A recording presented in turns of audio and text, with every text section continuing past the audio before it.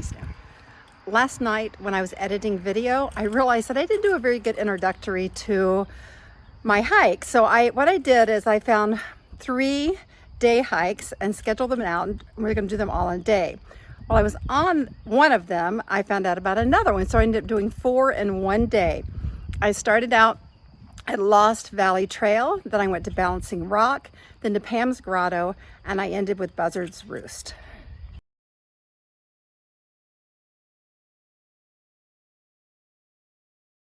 Good morning.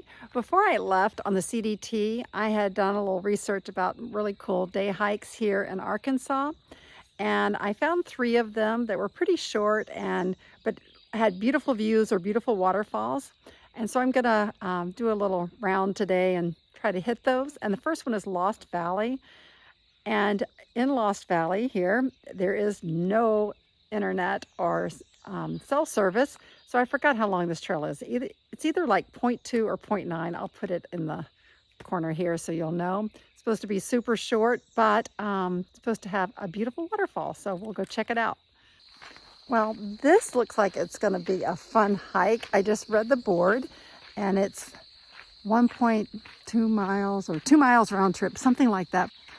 I actually started in my flip-flops because I thought this was 0.2. So I'm going to go back to the car, put on some sturdy shoes, get my trekking poles, and head out. The board also said plan on taking 2 hours. It looks like there's some waterfalls and a cave. So getting ready to explore.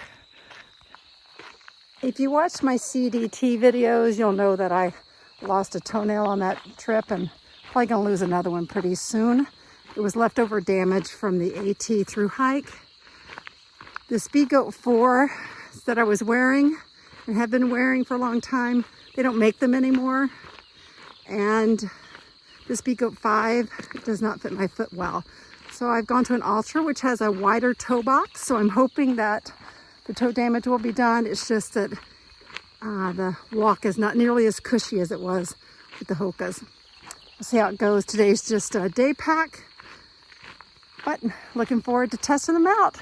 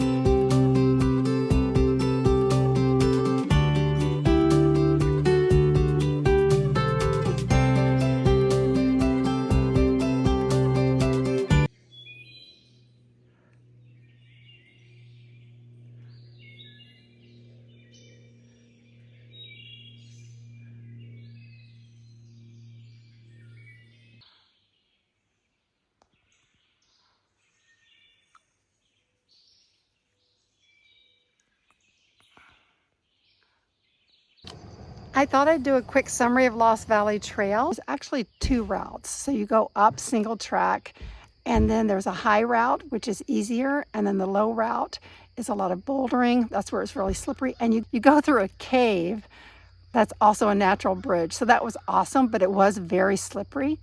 On the way down, I took the higher route, so I didn't have to do all the bouldering and rock hopping that I did going up. But I'm glad I did it both ways.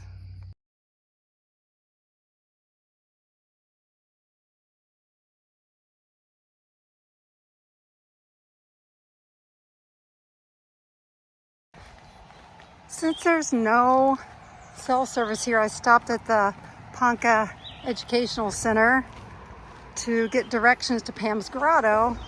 While I was doing that, I saw a picture of something and I asked, "Where's that?" And she goes, "Oh, it's just right here." So it's supposed to be 0.6.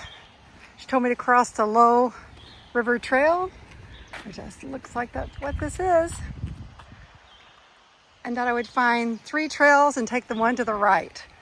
Be flat for a long time, then it veers off and is steep. It's not marked, so I'll see if I can find it.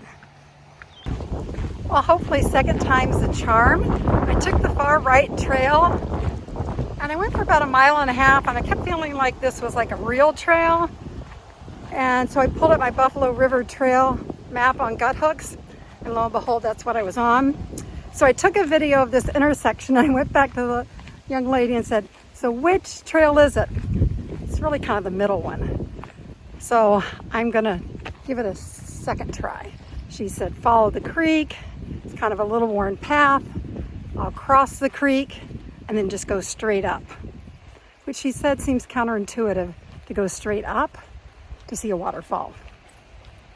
But I want to see the balanced rock that the waterfall comes out of.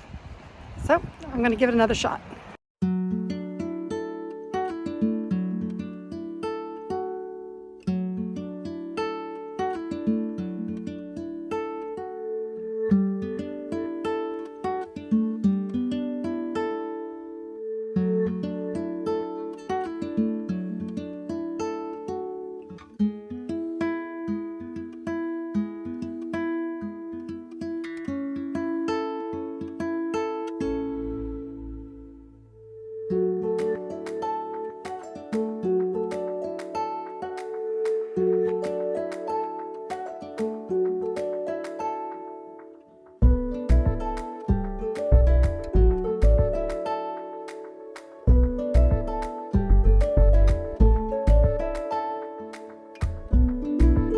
Persistence pays off. I found it on the way back. I'd missed the turn, dadgummit. So really what should have taken like 45 minutes to an hour round trip, I spent 3 hours trying to find that stinking rock. But I'm glad it did, because when I went on the first trip by accident, there was something blooming. I couldn't figure out what it was, and it smelled so good.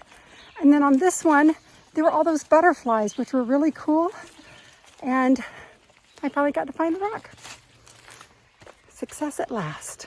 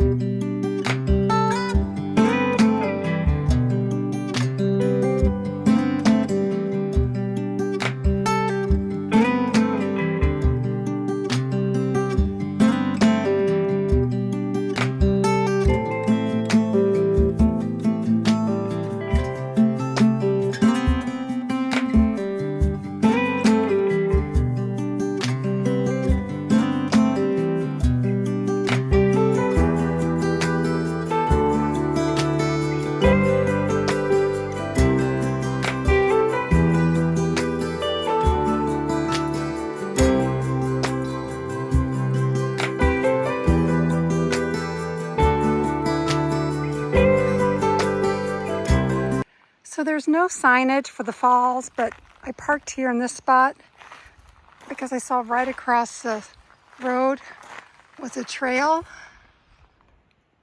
with the orange markers. The orange markers go, I don't know, a couple hundred yards, and then you just keep going. It took me 15 minutes to get back. I didn't time it going out, so I stayed there a while. So maybe 45 minutes round trip, going, spending some time there, and then coming back.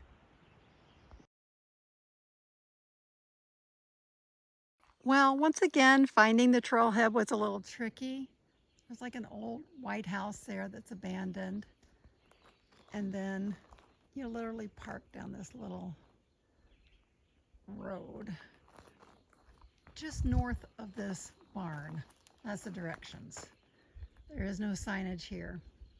So away we go. So I made it to Buzzard's Roost. This is a 3.9 in and out round trip. And it's supposed to have some magnificent views. And you pretty much follow an abandoned ATV trail the whole way. And there's supposed to be some cool rock formations and slots and things like that. We shall see. When I was driving here, I felt something kind of creepy on my leg, and I looked down and there was a tick crawling up my thigh. Yeah, got rid of that.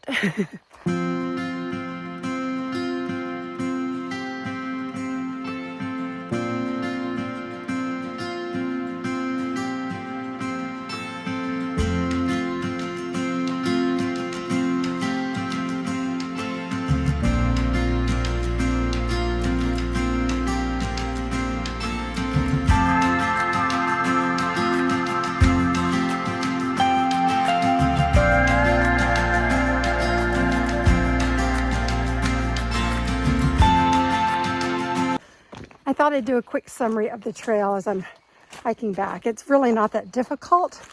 It's pretty easy to follow, pretty straightforward.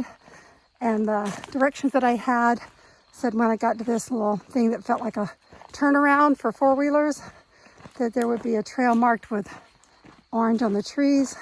Didn't see that, but I got down there and I think that was a roost. I'm pretty sure, but I'm not 100% sure. But regardless, that was as far as I was willing to go because I had already done some boulder hopping over crevasses that were 20 feet or more deep. And I'm by myself, so didn't feel incredibly safe. So if I came back, I would come with someone else so we could help each other across those parts that were kind of sketchy.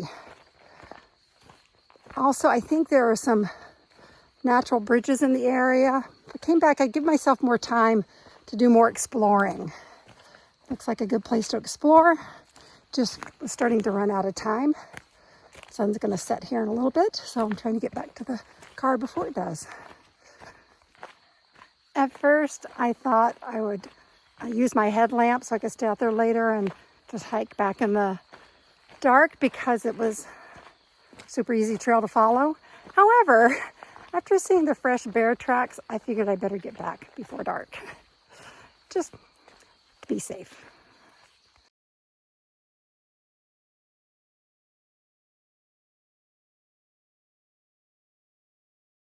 That turned out to be a good idea because I just came across some more bear tracks that look fresh.